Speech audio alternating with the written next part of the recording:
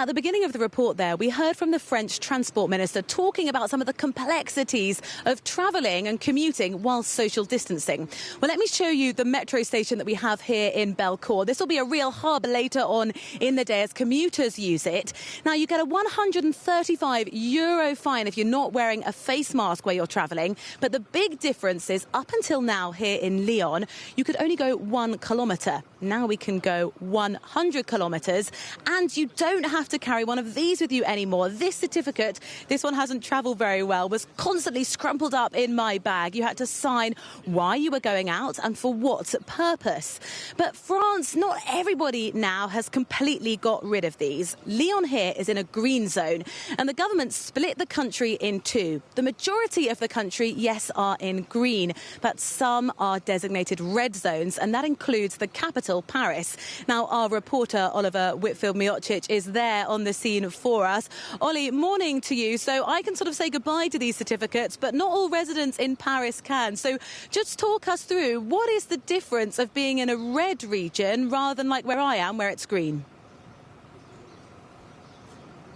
Good morning, Rosie. That's right. People here still have to have a travel attestation, a permission slip from their employer if they're going to be travelling during peak hours. That's because transport authorities want to limit the number of people who are using the transport facilities across the Paris region. Now, operators such as the metro, the buses and the trams are going to be ramping up to about 75% of their capacity.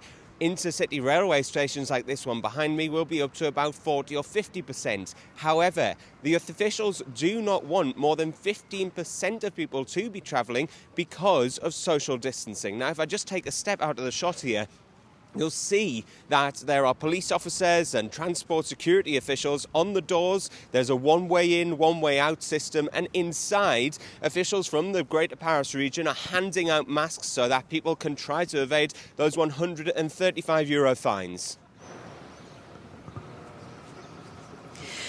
Ollie, we're on different timelines, though, as well, because authorities here in green zones have said it could be that restaurants and bars, something that almost feels a bit unthinkable right now, could be open within 3 weeks' time.